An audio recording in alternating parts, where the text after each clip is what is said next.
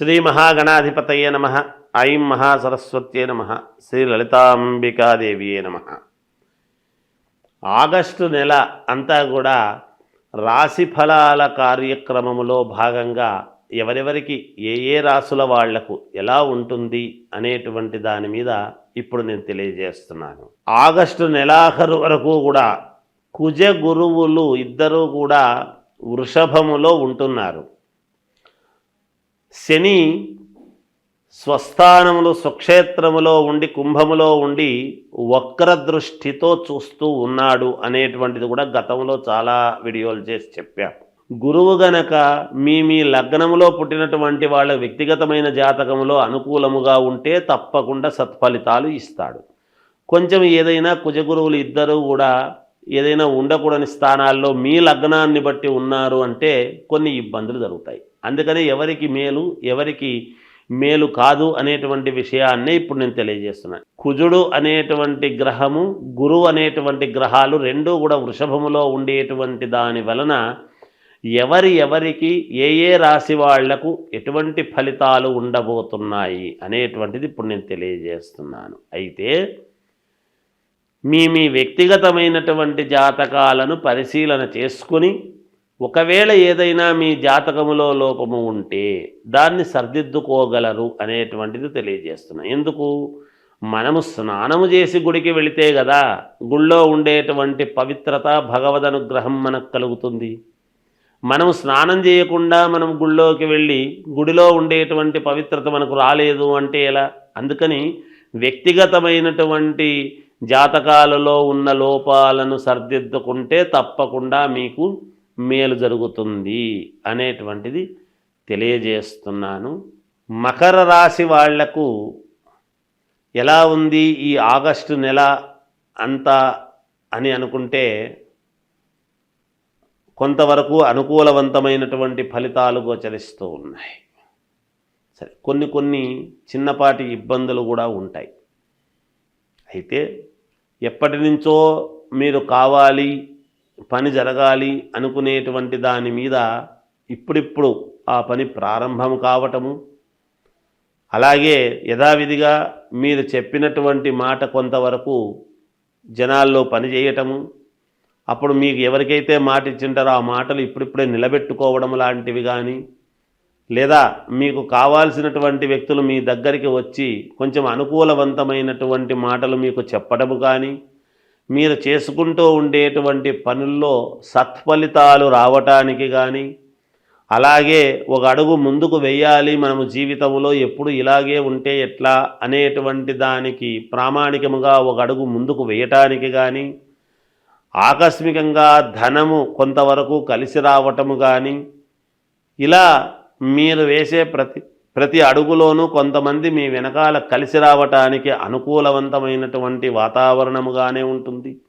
విద్యార్థులకు పర్వాలేదు, యోగవంతముగా ఉంటుంది.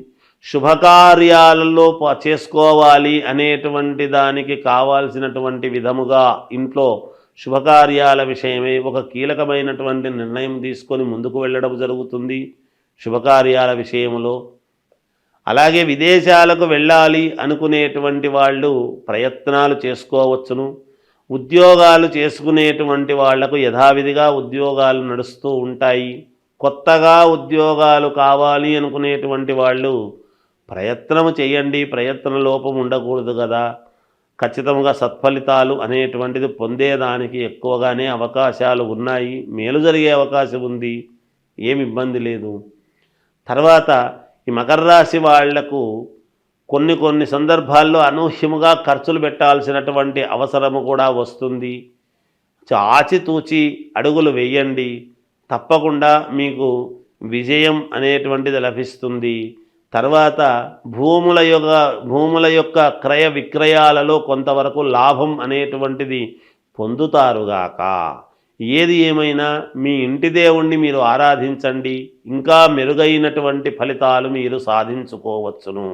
శ్రావణ మాసము వచ్చింది అంటే అందరికీ గుర్తొచ్చేది ఏమిటి అంటే వరలక్ష్మీ వ్రతం. అసలు వరలక్ష్మీ వ్రతం చేసుకుంటే ఏమొస్తుంది, ఎందుకు చేస్తున్నాం మనం అనేటువంటిది ఒక్కసారి మనం ఆలోచన చేసుకోవాలి. వరలక్ష్మీ వ్రతం అని అనంగానే పౌర్ణమికి మామూలుగా ముందుగా వచ్చే శుక్రవారం నాడు వరలక్ష్మీ వ్రతం అంటే 2వ వారం ఎప్పుడూ పడుతుంది సహజంగా.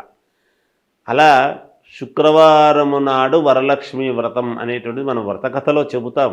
చారుమతీదేవి ఎందుకు చేసుకుంది ఏమిటి అనేది. అంతేకాకుండా 16 కుడుములు వాయనము ఇవ్వటము ఇవన్నీ కూడా ఉన్నాయి. అసలు వరలక్ష్మీ వ్రతం అని మనం చేసుకోవటంలోనే వరాలు ఇచ్చేటువంటి లక్ష్మీదేవి.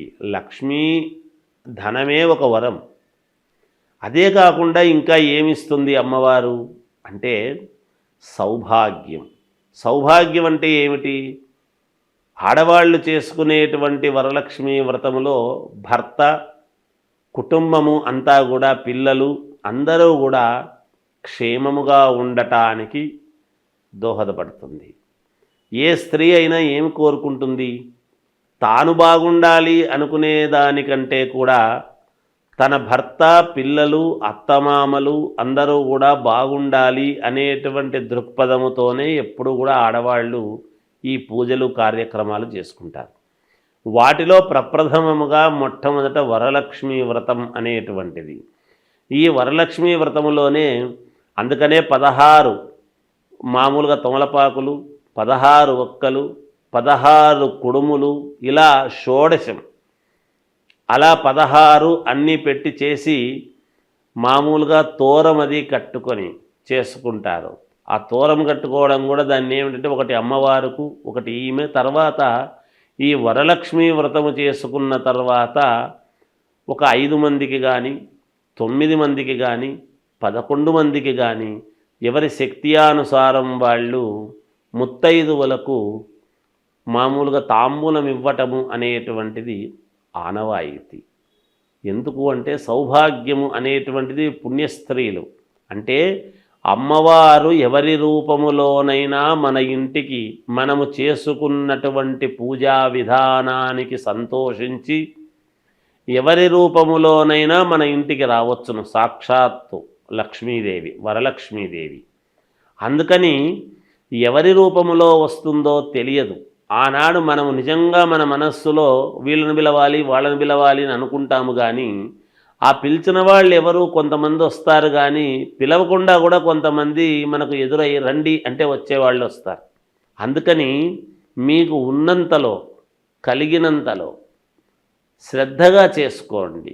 ఆ శ్రద్ధగా చేసుకున్నప్పుడు ఖచ్చితముగా అమ్మవారి అనుగ్రహము పొంది మీరు చాలా వరకు సంతోషముగా జీవితము సాగించేదానికి మేలు జరుగుతుంది గాక.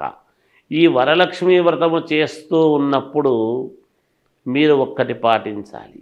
ఎందుకు అంటే ఆకుపచ్చని రవికలో కానీ లేదా శ్వేతవర్ణము తెల్లటి రవికలో కానీ మామూలుగా అమ్మవారు కాబట్టి మనము వరలక్ష్మీదేవి కాబట్టి మనం చేస్తూ ఉన్నటువంటిది ధాన్యము 5 పిరికెళ్ళు బియ్యం అందులో పోసి 5 కాయిన్స్ ఆ దాంట్లో ఆ రవికలో పెట్టి దానికి 3 ముళ్ళు వేసి అమ్మవారి దగ్గర పూజించిన తర్వాత అర్చన చేస్తాము చూడండి. అమ్మవారికి మామూలుగా లక్ష్మీ అష్టోత్తరం చేస్తాం.